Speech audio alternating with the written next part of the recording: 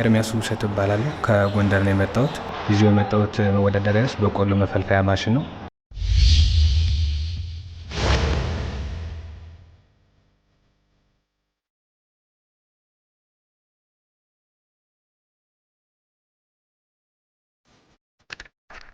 ይዤላችሁ የመጣሁት የበቆሎ መፈልፈያ ማሽን ነው።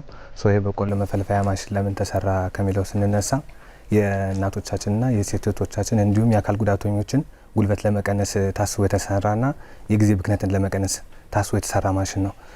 እንደሚታወቀው ይሄ ማሽን ብዙ ጊዜ አገራችን ላይ ተሰርቶም አይተነዋለኝም። እኔ አሁን የመጣሁበት ዩኒክ የሚያደርገኝ ወይም ደግሞ ከነሱ ለየት ብዬ ነው የመጣሁት። አንደኛ ለየት የሚያደርገኝ ምክንያት ይህን በቆሎ ማሽን ወደ ውስጡ ፓርት ስንገባ ሙሉ ለሙሉ የተሰራው ከከለመዳሪያና የመኪናን ጎማ ቀርጨ በመግጠም ነው የተሰራው ማለት ነው። ይሄ የሆነበት ምክንያት ደግሞ አብዛኞቹን የተሰሩበት በቆሎ መፈልፈያ ማሽኖች ከብረትና ብረት ነክ ናቸው። ስለዚህ እኔ ደግሞ ከለመዳሪያና ጎማ ተጠቅሜ የሰራሁት ይሄ ማለት ደግሞ በቆሎን በምናስፈልፍልበት ጊዜ በቆሎን አይፈረፍርም፣ አይፈረክስም፣ የማሸርከት ባህሪም የለውም ማለት ነው። ከዚህ በፊት የተሰሩት ግን ብረት ስለሆነ የመስበር የማሸርከት ባህሪ ያላቸው ማለት ነው። ከዛ ውጭ ደግሞ ሁለተኛ ለየት የሚያደርገው ይሄ ማሽን ሙሉ ለሙሉ ከከለመዳሪያ ከመሰራቱ አንጻር ደግሞ ድጋሚ ደግሞ አሁንም የበቆሎ ብዙ ጊዜ ሲቀቀል ወይም ደግሞ እናቶቻችን ሊያስፈጩ ሲሉ ወቅጠው ነው የሚሉትና ልጣጭ አለው ከላይ ከበቆሎ በላይ ልጣጭ አለው ሲቀቀል ልጠም እንጥለው ማለት ነው። ይሄ በቆሎ መፈልፈያ ማሽን እሱ ለይቶ ቆረቆንዳውን ለብቻው እሱ አሁን ያልኳችሁን ገለባውን ደግሞ ለብቻው አድርጎ ንጹህ በቆሎን ፈልፍሎ ወደ ውጭ ያስወጣልናል ማለት ነው። ከዛ ባሻገር ይሄ በቆሎ ማሽን ከጊዜ አንጻር ስናየው ደግሞ በሰዓት 3 ኩንታል ይሄ ማለትም ደግሞ ተፈልፍሎ ወደ ኩንታል በኪሎ ከቀየር ነው እስከ 300 ኪሎ ከሰዓት በአንድ ሰዓት የመፈልፈል አቅም አለው ማለት ነው። ይሄ በቆሎ የሚሰራው በኤሌክትሪክና በጄኔሬተር ሲሆን አሁን የጊዜው የውድድሩ ጊዜ ስለፈጠነብኝ ነው ሶላር ሲስተም በመጠቀም ገጠሮች ላይ በቻርጀር ወይም በጄኔሬተር እንዲሰራ ያደረጉ ነው። ሶላር ሲስተሙን ጀምሮ ያለው አክሰሱን ማለት ነው። ከዛ ውጭ ለማንቀሳቀስ ለትራንስፖርቴሽን በጣም ምቹ ነው። ማሽኑ በጣም ቀላል ነው ከሚባለው በላይ እንደሚታየው ማሽኑ በጣም ቀላል ናቸው። ለትራንስፖርቴሽን አመቺ ነው።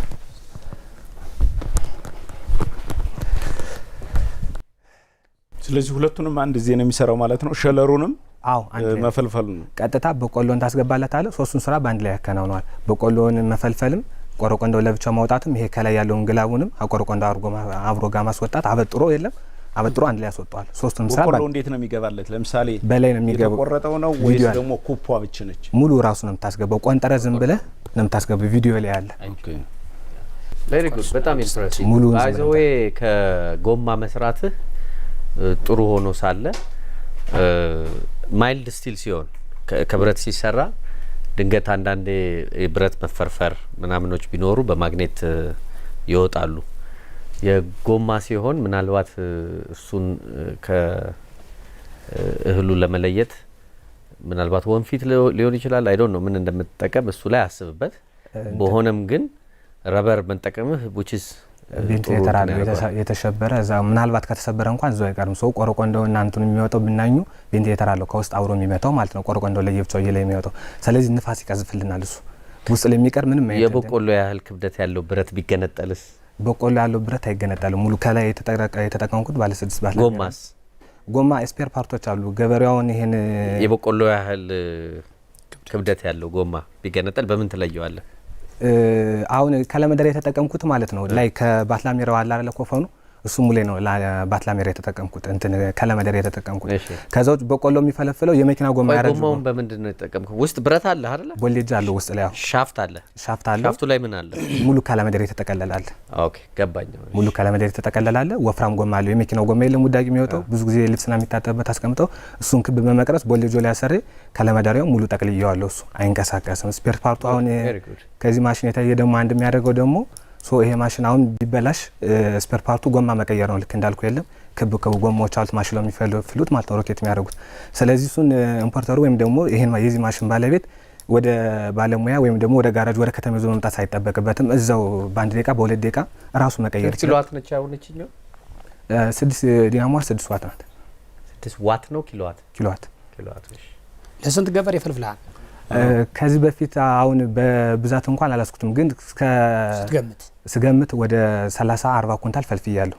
ኦኬ በዚህ አመት ማለት ነው? አዎ መስከረም ላይ ለሙከራ ወጣ 30-40 ኩንታል ፈልፍላለች። ከገበሬዎቹም አሪፍ አስተያየት ነው የተቀበሉት። በሰዓት 3 ኩንታል ነው የሚፈልፍለው። በሰዓት 3 ኩንታል ተፈልፍሎ ማለት እስከ ቆረንዳው ሳይሆን ግን ምን አለ መሰለ ቆንጆ ነው። በነገራችን ላይ አንዱ ቆንጆ ነገሩ ምንድነው ይሄ በቆሎ መፈልፈያ እንዳልከው ኦሬዲ ገበያው ላይ ገብቷል። አንተ ደግሞ ዘመምጣትም ጥሩ ነገር ነው። ለአንተም ቢዝነስ ነው፣ ለማህበረሰቡ ድካም ይቀንሳል። ትልቁ ስራ ያለ ምን ያክል ይፈረክታል ምን ያክል አይፈረክትም የመጀመሪያው እሱ ላይ ነው የማሽኑ ኤፊሺየንሲ ሜጀር የሚደረገው እንጂ አሁን ኦሬዲ እኛ ግቢ ራሱ እስከ በሰዓት እስከ 65 ኩንታል መፈልፈል የሚችሉ ማሽኖች አሉ የሰሯቸው ልጆች ማለት ነው። ማለት በጣም ሂውጅ ነው በነገራችን ላይ እሱ እንደ በቀለለ ነው እስከ 65 ኩንታል ወደ ሰዓት ሲቀየር አይ ቲንክ እንዳልከው እንግዲህ ካንቶ ይሻል አላግም በ12 እንኳን ያንተም ብና በ12 ሰዓት ፈለፈልን እንኳን ብለን ብናስብ 3 በ12 ወደ 36 ማለት ነው። ያው በ50% ይበልጣል እንደማለት ነው ኤፊሺየንሲው ያኛው። ኤኒዌይስ ግን ቆንጆ ሀሳብ ነው። በደንብ በርታ፣ ጠንክር። ብራቮ።